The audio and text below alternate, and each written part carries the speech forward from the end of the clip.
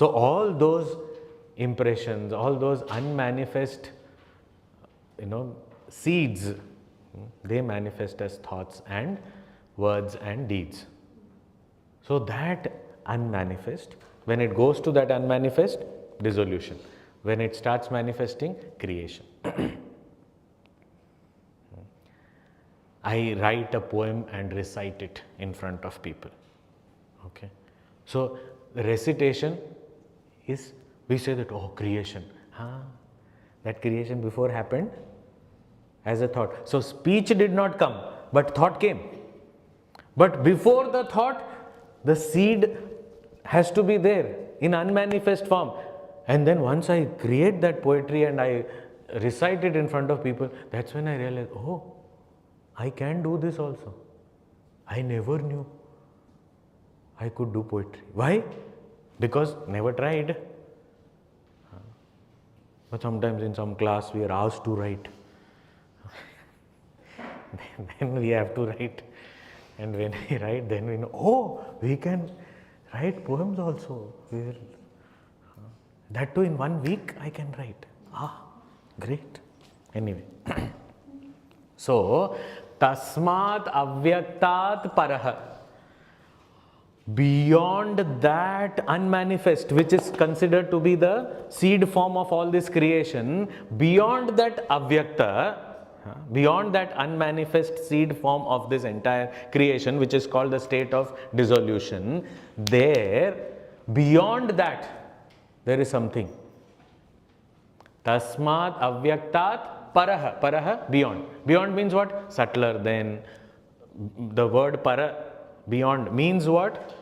Means greater subtlety, greater pervasiveness, and greater internal. So it is more internal, more subtle, more pervasive than the unmanifest also. What is that? That is also called avyakta. Tasmat avyaktat, beyond that, compared to that seed form state of dissolution, beyond that there is one more avyakta, unmanifest.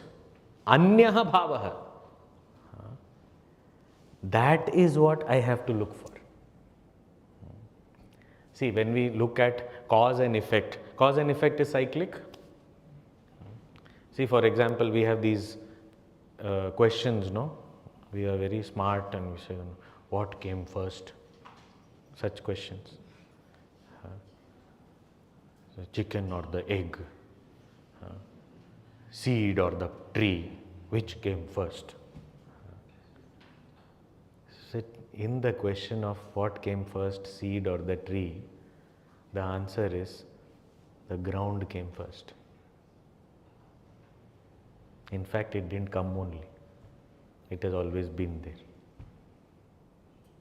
Wherever it began from manifest or unmanifest. Who cares? What I care about is that unmanifest which is beyond the seed form unmanifest. The ground is what I care about. So it is not who came first. It's irrelevant. Earth is first.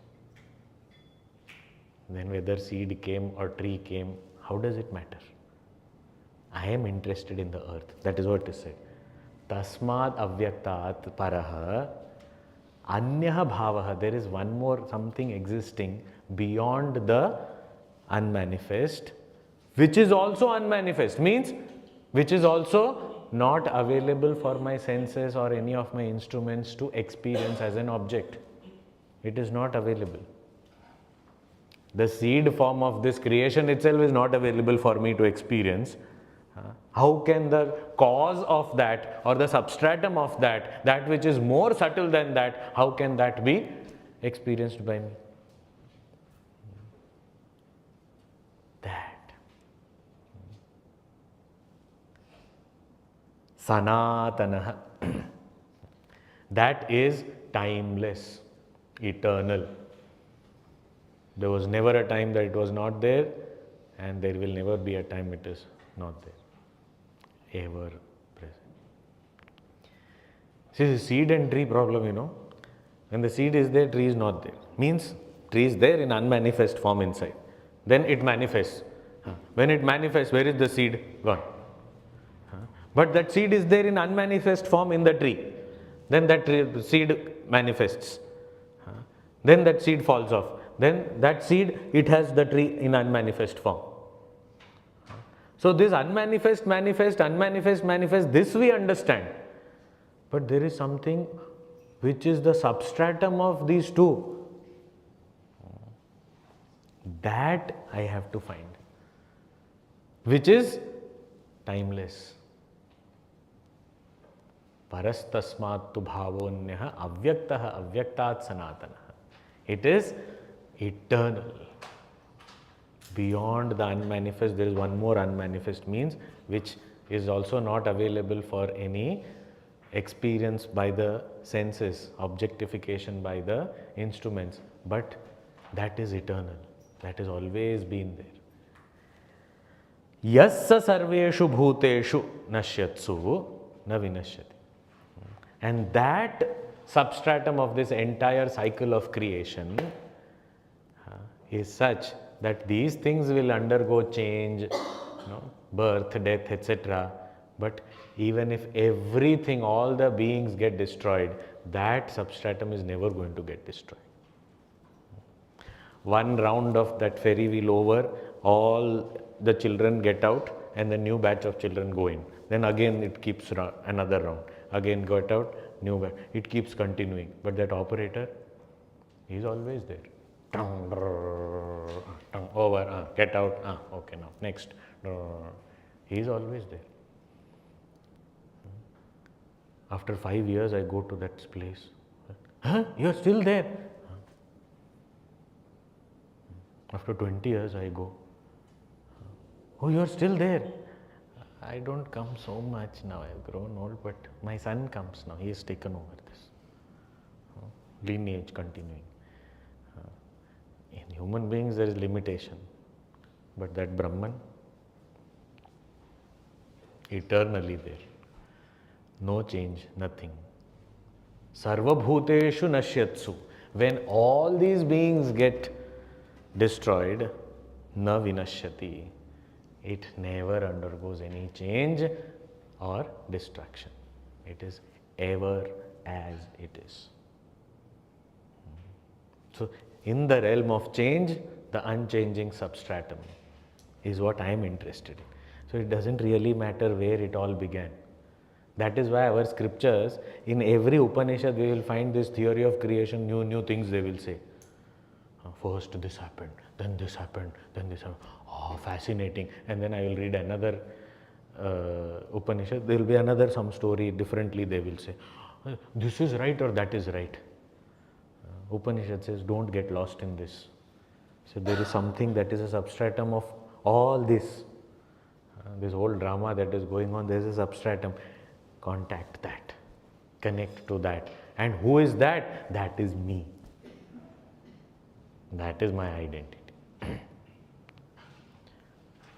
So, everything may get destroyed, everything may undergo change. Bhutva, bhutva, praliyate, it may happen. But that which is the unmanifest, beyond the unmanifest,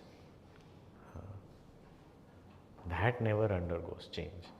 That never gets destroyed. Everything may change, it will never change. And that is what here in the next verse Bhagavan is saying, verse 21. Avyaktoakshara ityuktaha tamahuh paramangatim yam prapya na nivartante tadhama paramam mama.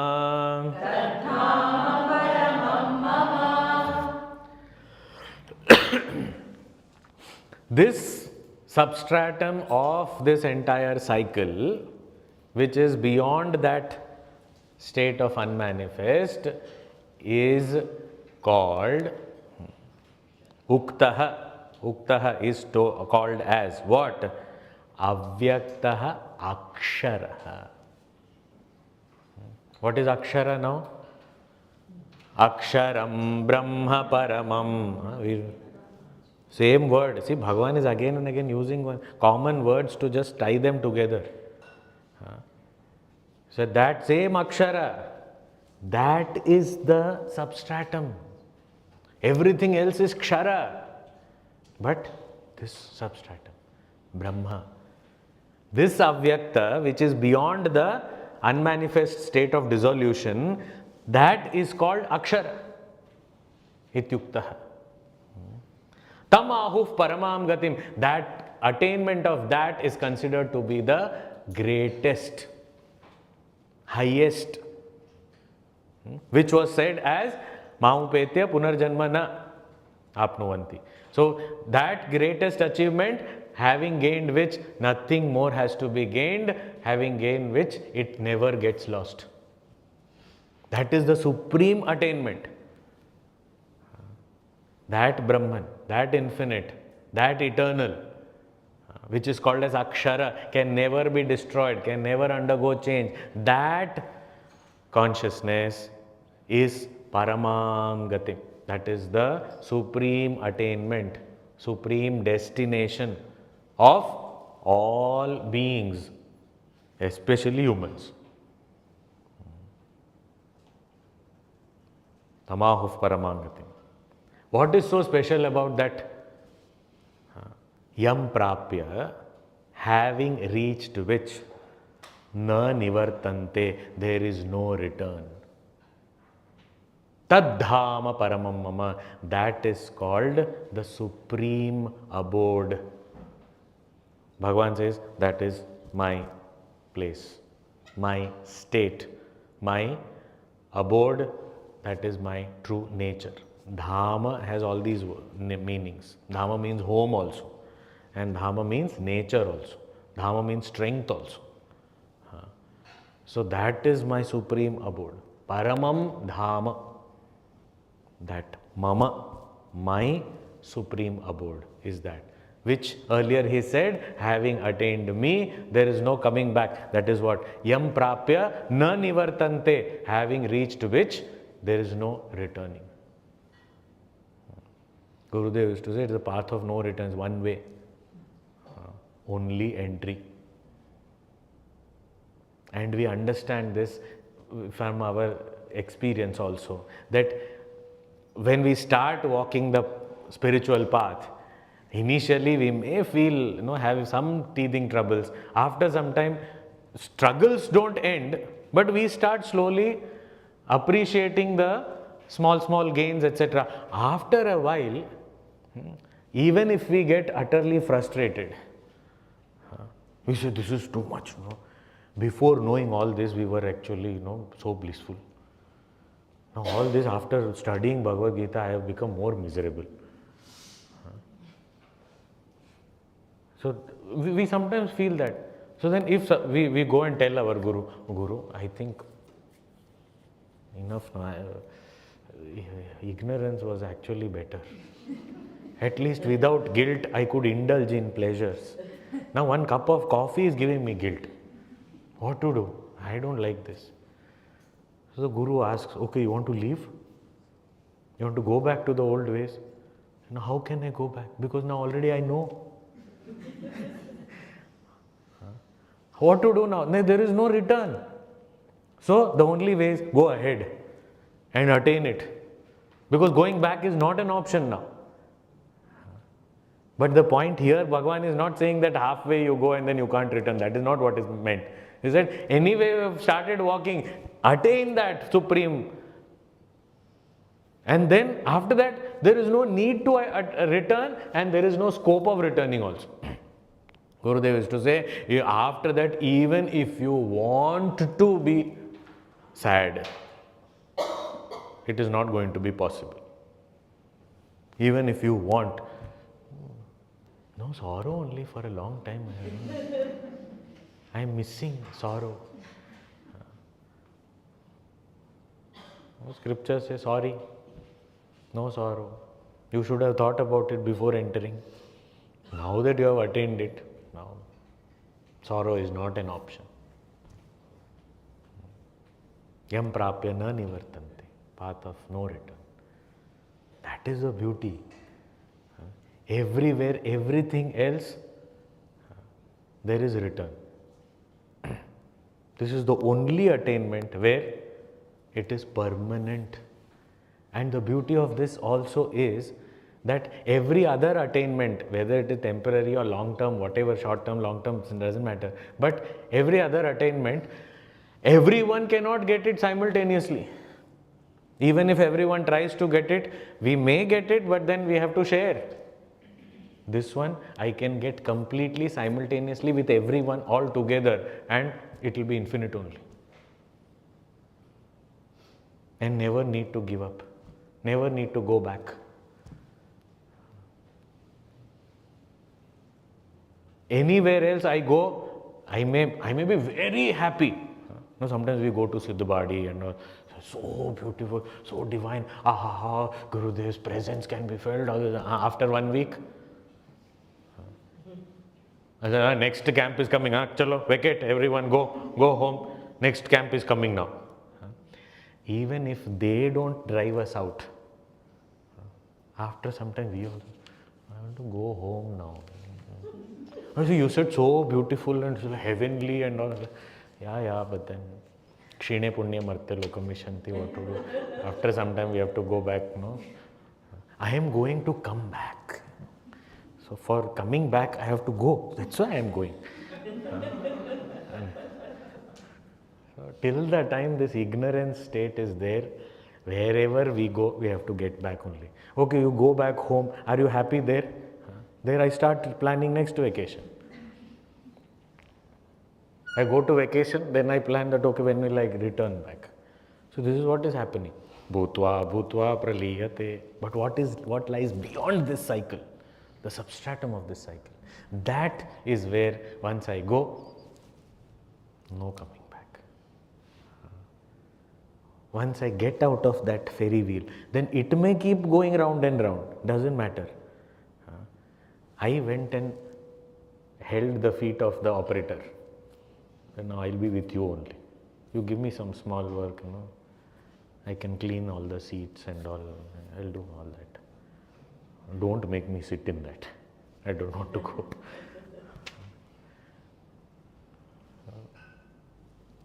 That is our time. Bhagavan, I understood. I want to attain. Can you once more tell me how to attain? Said Arjun, this once more, I don't know. Sometimes once more is because you are enjoying to listen to it. But the other once more is maybe you are not understanding what I am saying. So now pay attention, I am going to tell you once more. Okay, tell me once more. How to attain? Okay, so he is saying, Purushassa paraf partha bhaktya labhyastvananyaya yasyantasthani bhutani yena sarvamidam tatam. Hey Partha, hey Arjuna, Saha Paraha Purushaha, that supreme being. See, all these words have come before. Para, beyond. Beyond means that which is more pervasive, more subtle, more internal. Purushaha, the complete one, the infinite one, that which pervades everything. That Purusha, that which is there enlivening all bodies, every being, that Purusha, Paraha Purusha, that supreme being means beyond which there is nothing more. So when we say see the manifest, we say beyond this manifest is the unmanifest. It's seed form. Beyond means what? I am not able to see it, subtler. But beyond that unmanifest also there is something. That is this Purusha, which is called Paraha Purusha. That supreme being, that primordial being, that Brahman, Labhya, can be attained. Or it also means should be attained. So can be attained, should be attained. So we can take it as an instruction of Bhagavan also, or also giving us, inspiring us. It can be done. Come on. How can I do it? Bhaktya, with devotion. It is possible to attain, or one must attain, that supreme being who in relation to this cyclic creation is the operator of this whole thing, the substratum of this whole thing. You can attain him through devotion, bhaktya. What is bhakti? Already said. Ananya cheta satatam yomam smarati nityashaha. Constantly remembering. Remembrance is possible effortlessly only when there is love. And love means what? Identification. That's why it is said ananyaya bhaktya. Ananya means one. We already saw ananya word meaning that the goal or destination also is he, and the path also is he. My support on the path also is he only. You only help me to reach you. That is ananya. I don't have any other support. No other, nothing else I can depend on except you. You are the only one. Or that love also is exclusive. Sometimes I want to attain the Lord, yes, but there it is always that amidst lot of other things, Lord also is there. In my top 10, Bhagavan is there. I want to achieve so many things and all that. Top 10, Bhagavan is really, fared well. He's improved. His ratings have gone up. He has come to 9. Now, if he improves further, then maybe he'll go to top 3 also. He may go. I'm waiting. What are you waiting for? Now, last week I had given a list of mine. So, if everything is supplied, then his deadline is tomorrow. So, if everything is given, then I will shift him to 3. So, he'll be the 3rd. Even if he is first in a list, it is not ananya. It is not exclusive. Why? Because I want you also. First you, no problem. First you, I will get, but then other things also I want. Which means it's not that I want you and only you. That is not there. I want you. But you don't come just like that. Bring some bags with you. Gifts. Something you should get. So, ananya means I don't want anything at all. That is why this Bhagavan is saying ananya to a person who has already practiced it, who really understands what's the meaning of ananya. Who is this? Arjuna. He went along with Duryodhan. Along with means at the same time as Duryodhan. Bhagavan said, one side, my entire army, which is very difficult to defeat, impossible to defeat, Narayani Sena, that is there. One huge battalion of that army, and other side I am there, and I shall not fight. I shall not even lift a weapon. But you will have to feed me. So I am complete liability as far as a war is concerned. And here there is an army fully equipped with the latest machinery. What do you want? First choice given to Arjuna. Arjun did not have to, Bhagavan, give me 5 minutes, let me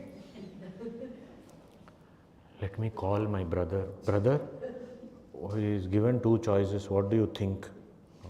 Let me consult. And think, No consultation required, not a moment wasted in thought. Arjun said immediately, in the same breath as you, that's all. I don't want anything. I will not fight. Huh? Who asked you to fight? If you don't mind, you be my charioteer and be with me. I want you to be with me. That's all I want. I don't want you to lift a weapon. I don't want you to fight. I don't want you to do anything. I will do everything for you. You just be with me. That's all. Exclusive. What else do you want? Nothing. Nothing else. That's all. And Duryodhana went back and told Shakuni, foolish Arjuna. I was scared if he asked for the army, then what will you do with that cowherd boy? We will have to feed him unnecessarily. He'll be sitting there. Thank God, Arjuna was foolish enough that Shakuni said, you are foolish. He is the intelligent one. He is the wise one. He chose the right thing.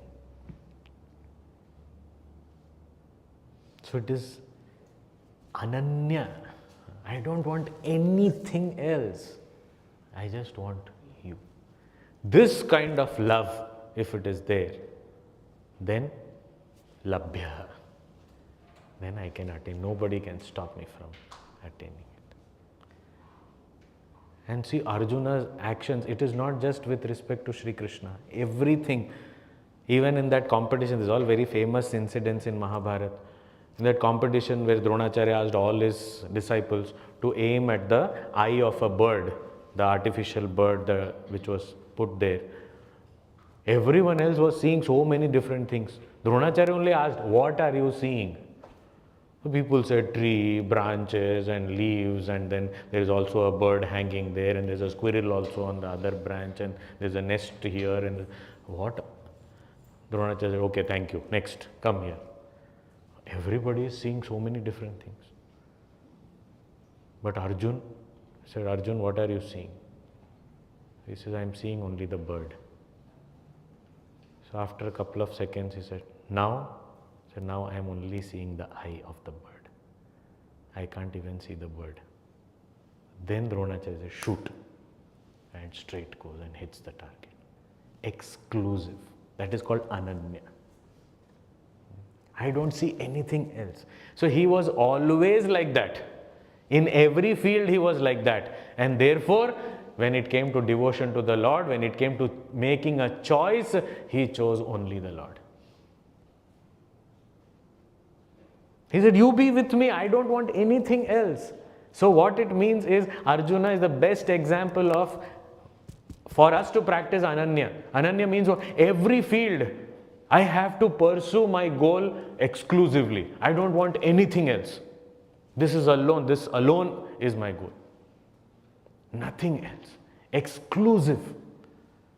Taking out everything. Nothing else. Only this. That is what will lead us to this kind of single-pointed devotion. And who is that Parama Purusha? Who is that Supreme Being? Bhagavan is saying, Yasya antasthani bhutani, in whom everything is there, and yena sarvam idam tatam, and that which is pervading everything. More about this he will say in the next chapter, but for now, that in whom, the one in whom all the entire universe is, and the one who pervades the entire universe. Means, let us say there's a pot. Okay. Now this pot, if I just describe, inside the pot there is water. Outside the pot there is water. Then what can we say about the pot? Inside the pot is water. Outside the pot is also water, which means the pot is in water. Inside every being is that Lord, all around also is that Lord, which means my existence is in the Lord only, and I am not apart from the Lord. Yasyantasthani bhutani yena sarvamidam tatam. Everything is pervaded by that Lord. So that Supreme Being in whom this entire universe is and who pervades this entire universe, that Supreme Being can be attained or should be attained by this single pointed exclusive devotion. So how to attain? This way. What to attain? Also said. Bhagavan, very nice. I understood. And I will put in effort. But what now? Every time, every sentence of yours continues with but. No, this is not. I will do. But I want to also ask, you said that attaining you, people don't come back. Okay, and those who are ignorant, they are going round and round.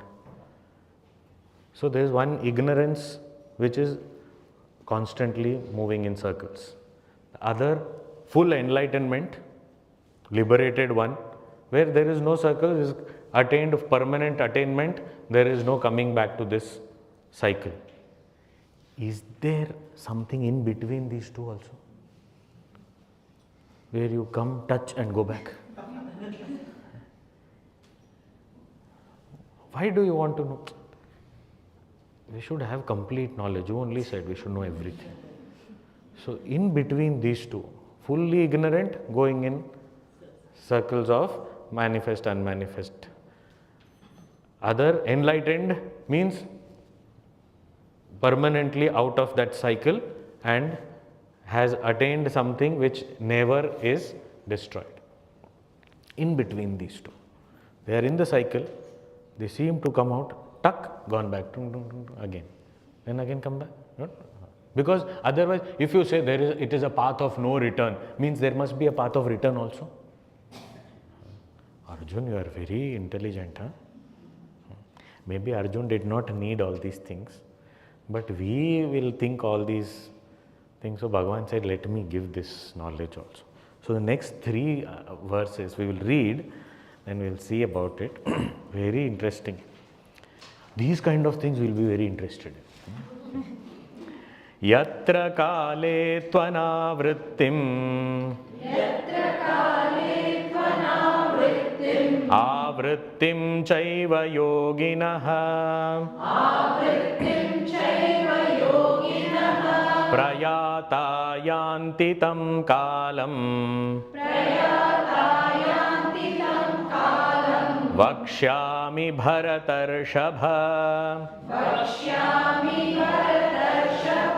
agnir jyotirah shuklaha षण्मासा उत्तरायणम् तत्र प्रयाता गच्छन्ति ब्रह्म ब्रह्मविदो जनाः धूमो रात्रिस्तथा कृष्णः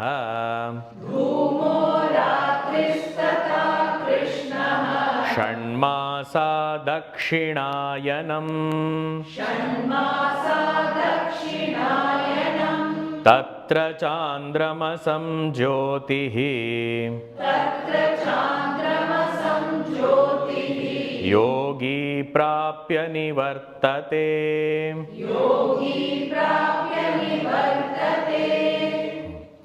So Bhagavan is saying, in between these two, there are two things. Oh, see, I knew there will be something. So I will tell you, there are two paths in between, where it may lead to return also. Oh, so what is that? So we will see that tomorrow.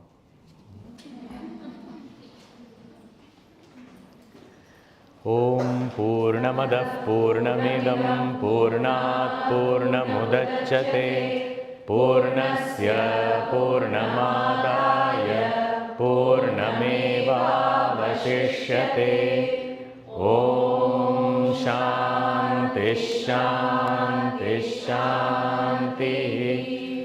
Hari Om Shri Gurubhyo Namaha. Hari Om.